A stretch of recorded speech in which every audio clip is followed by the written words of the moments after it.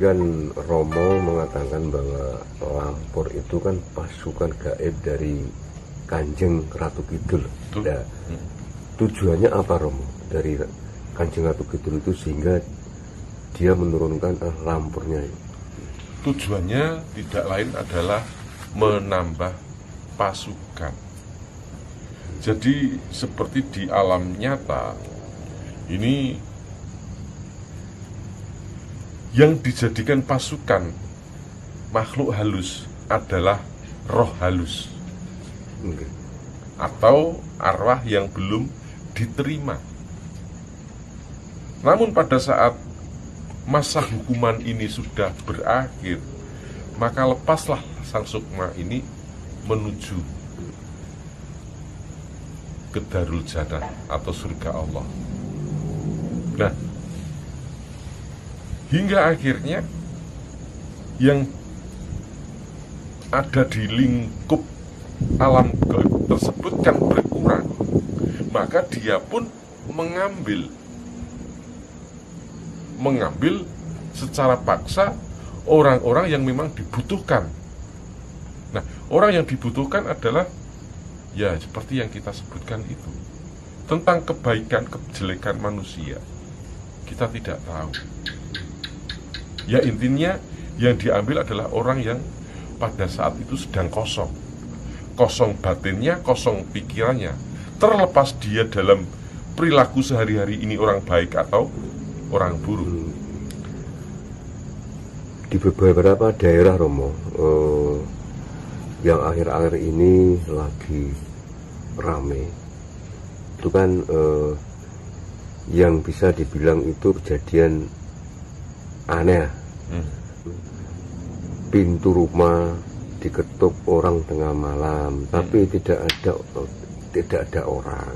Apakah kejadian seperti itu bagian dari Lampur tadi Romo? Seperti saya sampaikan di uraian terdepan tadi, tanda-tanda Lampur yang akan hadir di dalam dunia kasat mata, disertai dengan angin yang berhembus dan mengeluarkan hawa yang tidak sewajarnya, dingin menusuk tulang. Padahal kita berada di wilayah Pantura, bukan di pegunungan, kan? Nah, biasanya kalau siang itu hawanya panas sekali, tapi sekarang tidak. Kita tidak pernah merasakan panas, kecuali kalau kita sedang berjemur, barulah kita merasakan yang namanya kehangatan matahari. Kalau kita di dalam, padahal rumah kita tidak ada nyala AC, tidak ada kipas, pasti merasakan hawa dingin yang tidak wajar. Apalagi kalau sudah selepas maghrib, ini hawanya luar biasa, sehingga kita mudah terserang penyakit flu, batuk, dan flu serta batuknya ini tidak biasa, tidak seperti flu batuk yang ada sebelumnya. Ini bisa jadi adalah serangan dari makhluk astral tersebut. Nah, inilah yang disebut garapane bangsa alus, pekerjaan makhluk astral.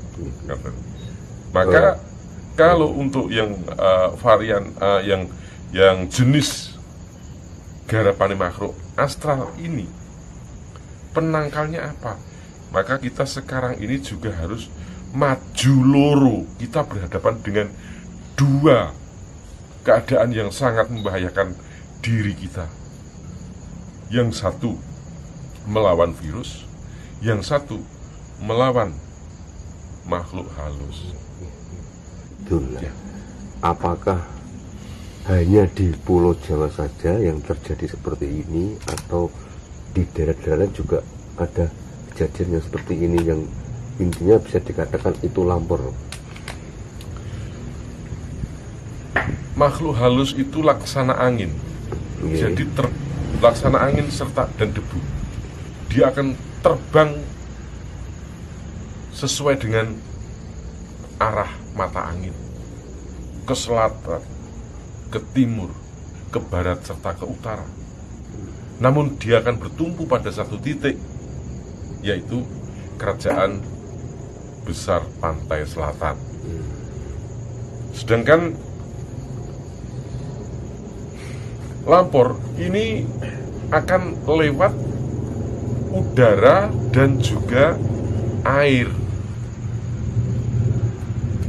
Nah, kalau udara sudah saya sampaikan tadi, tanda-tandanya tentang angin yang berhembus kencang itu. Lantas yang air bagaimana? Tiba-tiba air kali atau bengawan yang semestinya karena tidak ada hujan tidak akan terjadi rob, karena logikanya air bengawan atau sungai besar ini airnya akan bertambah apabila ada hujan di hulu. Tapi ketika tidak ada hujan, air akan langsam seperti biasa. Namun ini beda. Tiba-tiba air pasang, sedangkan di hulu tidak ada hujan. Mengapa demikian? Karena itu sesungguhnya bukan air, melainkan adalah pasukan Lampor itu. Jadi bagi penjenengan yang menyaksikan tayangan ini, bisa penjenengan tanya kepada seseorang yang mungkin tinggal di dekat Bengawan. Di saat hening, di saat sepi, pernahkah orang yang tinggal di tepian Bengawan itu mendengar sorak-sorai seperti orang demo? Pasti jawabannya pernah. Itulah Lampor.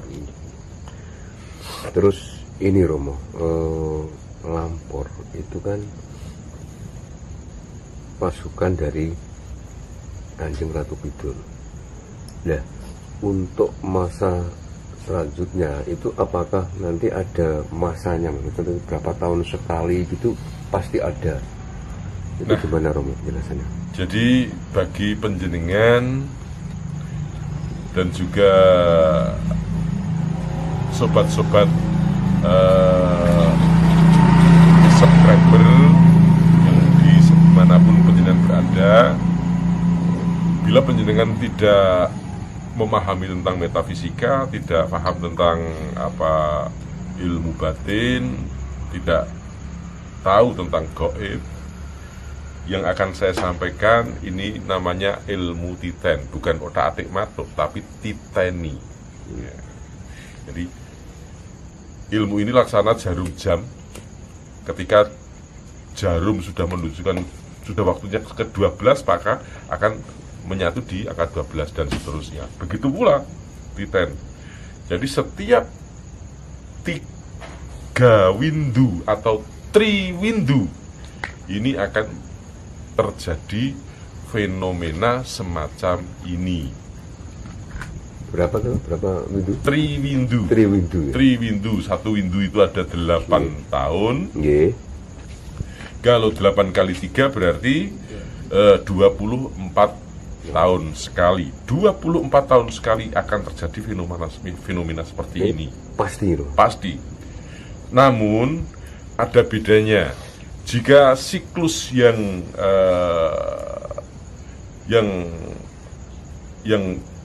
rotasinya selalu selalu 24 tahun sekali, itu korbannya tidak sebanyak pada tahun ini. Ya tetap ada korban, isuk loro sore mati, itu setiap 24 tahun sekali. Berapa? 24 tahun sekali. 24 tahun sekali. Itu kenapa Romo kok harus 24 tahun sekali? Ya mungkin ngerso dalem atau sebutan Kanjeng Ratu Kidul, di mana waktunya untuk menerima taruna baru, menerima pasukan baru. Kalau dulu istilahnya Nyai Roro Kidul mantu. Siapa yang dimantukan tidak lain adalah Ratu Kidul, membutuhkan tenaga yang banyak, karena yang punya hajat adalah seorang raja penguasa gitu kan. Jadi dia juga akan mengundang banyak kerajaan-kerajaan lain, sehingga membutuhkanlah tenaga yang banyak, dan diambilkan tenaga-tenaga itu adalah manusia. Terus itu Romo, kira-kira menurut Romo Edi, kejadian seperti ini itu selesainya kapan Romo? Untuk yang Lampor ini. Untuk yang Lampor. Jadi untuk Lampor ini mungkin pada nanti tanggal 15 Suro. Tanggal 15 Suro atau pas bulan Purnomo Sidi, di saat mana bulan menampakkan sinarnya bulat terang. Disitulah mulai selesainya acara. Dan buktikan pada suro yang akan datang bagaimana cahaya rembulan itu beda dengan bulan-bulan terakhir. Besok suro itu bulan akan tampak lebih cerah dan lebih indah. Cahayanya mengitari bumi laksana siang hari. Jika ingin melihat fenomena seperti itu, jangan di kota, tapi coba masuk ke desa yang masih alami, jauh dari pencahayaan lampu, akan melihat. Nah, setelah itu semoga insya Allah yang namanya Lampor ini sudah tidak ada lagi,